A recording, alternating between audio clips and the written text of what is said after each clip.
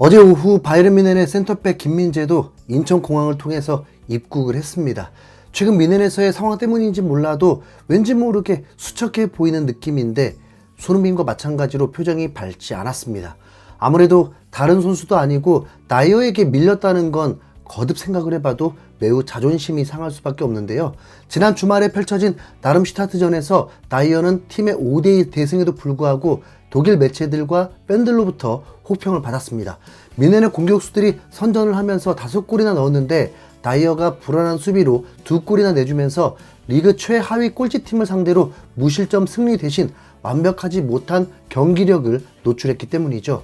이미 뮌헨 경기를 리뷰하면서 다이어에 대한 호평을 모아서 전해드렸는데 그동안 다이어를 우쭈쭈 해주던 독일 언론들도 이번 경기에서 보여준 어설픈 수비는 차마 무시할 수 없었나 봅니다. 많은 매체들이 팀 내 최저 평점을 줬고 대부분 이 실점의 빌미를 제공한 장본인이 다이어라는 분석을 내놨거든요. 심지어 팀의 주장인 노이어 골키퍼는 우리는 오늘 너무 많은 실점을 했다. 이 점에 대해서 대화를 나눠야 한다라면서 다름슈타트전의 수비가 엉망이었다면서 인터뷰를 통해 간접적으로 비판을 했습니다. 그럼에도 불구하고 다이어는 아주 뻔뻔하게 독일 매체인 키커와의 인터뷰에서 선발 출전에 대한 욕심을 드러냈습니다.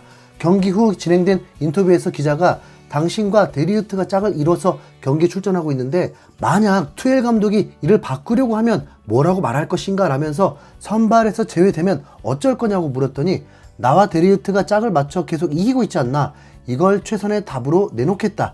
내가 감독에게 뭐라고 할 수 없는 노릇이지만 지금은 나와 데리흐트가 결과를 확실히 만들어내고 있다라면서 매우 뻔뻔하고 기구만장한 태도로 대답을 한 겁니다.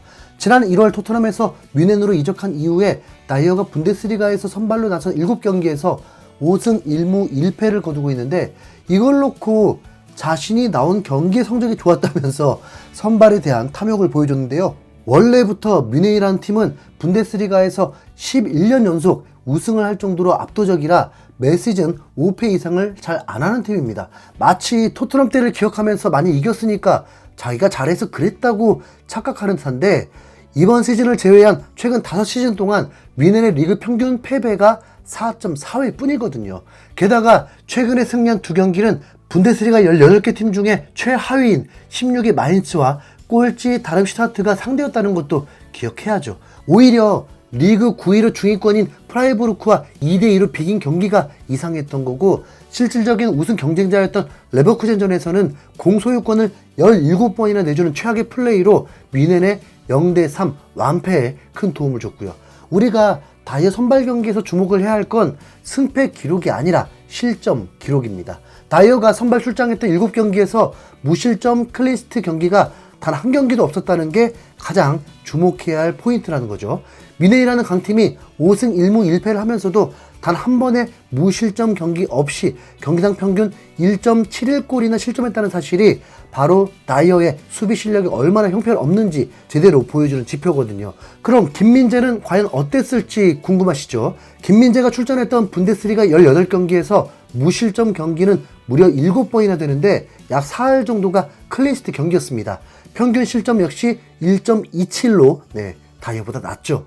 참고로 전반기에 치렀던 다름슈타트전에서 김민재가 선발로 나왔을 때는 8대0으로 무실점 승리를 거뒀습니다. 2골을 실점하면서 비겼던 프라이부르크도 전반기에는 김민재를 뚫지 못하고 3대0으로 완패를 당한 전적이 있고요. 물론 홈이냐 원정이냐의 변수도 있고 선수들의 컨디션이나 부상 같은 부분도 달라서 1대1 비교를 하는 건 정확하지 않을 수 있지만 어쨌든 이렇게 보면 다이어가 말하는 성적은 김민재가 훨씬 뛰어나다는 게 사실입니다. 참 두말하면 입 아프죠. 아마추어인 고래가 찾아도 이런 자료가 나오는데 과연 독일 매체들은 이 사실을 몰랐을까요? 여러 통계 전문 매체들을 통해서 선수들의 세부 기록을 살펴보는 건 모두 가능한데 독일 매체들이 이걸 몰랐을 리는 없고 억지로 다이어를 띄워주기 위해 일부러 모른 척했다고 밖에 볼 수 없는데요. 정말 단순하게 90분당 평균 수비 지표만 봐도 다이어는 태클 0.4회, 가로채기 1.07회, 리커버리 4.69회를 기록하고 있는 반면 김민재는 90분당 평균 태클 0.89회, 가로채기 2.23회, 리커버리 6.59회로 다이어보다 2배 이상 높은 수치도 있습니다. 수비가 아니라 빌드업적인 측면에서 봐도 다이어의 롱볼 정확도는 56.7%로 예상보다 더 준수하긴 하지만 실제 득점 찬스는 0.13회에 불과했죠. 김민재의 롱볼 정확도는 55.3%로 살짝 낮지만 득점 찬스는 0.45회로 3배 이상 높아서 실질적인 도움은 김민재가 더 많이 줬습니다. 이런 축구 통계를 언급할 때마다 드리는 말씀인데 당연히 이 숫자들이 전부는 아닙니다. 숫자로 표현되지 않는 영향력이 존재하고 스탯으로 기록되지 않는 플레이들도 있으니까요. 그러나 다이어에 대한 독일 매체의 칭찬은 눈에 보이는 뚜렷한 증거가 하나도 없는 말뿐인데 김민재의 실력을 증명하는 구체적인 기록은 이렇게 넘치다 보니까 비교가 되잖아요. 최근 뮌헨의 레전드 센터백인 아우겐 탈러가 그나마 납득할 수 있는 설명을 했는데요. 15년의 선수 생활 내내 뮌헨에서만 뛰었던 리베로이자 주장이었던 아우겐 탈러는 김민재가 주전 경쟁에서 밀린 이유가 축구 실력이 아닌 언어 능력 때문이라고 하면서 김민재는 의사소통하기 쉽지 않은 상황이다. 그는 한국에서 왔다. 또 중국에서 튀르키예로 그리고 이탈리아로 이적했다. 그 다음으로 작년 여름에 뮌헨으로 건너왔다. 김민재는 새로운 언어를 배워야 하는 상황이다. 이 점을 간과해서는 안 된다라면서 김민재가 잦은 이적으로 인해서 언어를 확실히 습득할 시간이 부족했다는 점을 지적하고 나선 겁니다. 그러고 보니 투엘 감독 역시 이번 다름슈타트전을 앞두고 열린 기자회견에서 다이어와 데리흐트는 경기에서 이기고 있고 서로 잘 어울린다. 풀백은 물론 수비형 미드필더와도 잘 어울린다. 둘 사이의 의사소통은 매우 좋다라면서 의사소통에 대한 언급을 했었죠. 다이어는 영국과 포르투갈 이중 국적자인데다가 스페인어까지 가능하다고 하는데 아무래도 축구보다는 언어적 실력이 훨씬 출중할 것 같습니다. 투엘 감독이 원하던 게 수비가 아니라 말을 잘하는 선수였다면 이해가 가는 선택입니다.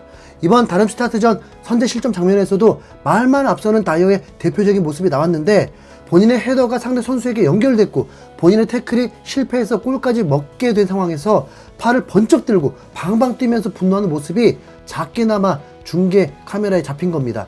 마치 다른 사람이 잘못을 한 것처럼 격하게 분노를 표출하는 모습이 여전히 변함없더라고요. 한편 김민재는 다시 이적설에 휩싸이면서 여전히 전 세계 손꼽히는 센터백이라는 걸 확인하는 시간이 됐는데요. 최근 3경기 연속 벤치에 앉았던 김민재를 맨유가 또 한 번 노린다는 기사가 하나 둘씩 나오고 있습니다. 이적 전문 매체인 풋볼 트랜스퍼가 데이터 전문 매체인 SCI 스포츠에 따르면 맨유는 김민재를 영입하는 게 좋다. 그는 기량면에서 현 맨유 수비수인 바란과 마르티네스보다 더 나은 최고의 센터백이 될 것이다 라면서 맨유의 김민재 영입을 부추겼고 또 다른 매체인 스트레이트 뉴스에서도 맨유는 김민재 대리인과 접촉해 현 상황을 활용하려고 노력해야 한다. 이를 통해 우린 김민재가 여름에 맨유로 이적할 가능성이 있는지 알아낼 수 있다 라면서 김민재 영입을 추진해야 한다고 밝혔습니다. 김민재가 올 시즌 월드클래스 센터백 9에 뽑힌 건 국내에서 선정한 게 아닙니다. 2012-2013 시즌이 마지막 리그 우승인 맨유, 2012-2013 시즌부터 11년 연속 우승인 뮌헨. 김민재가 우승 트로피를 노린다면 굳이 뮌헨에서 맨유로 갈 이유가 없는데요. 만약 챔스 8강 아스날전에서도 김민재 대신에 다이어를 선발로 써서 탈락하면 그때는 또 얘기가 달라집니다. 아니 그나저나 투엘의 황당한 선택 때문에 시즌 베스트 11은 날아간 것 같은데요?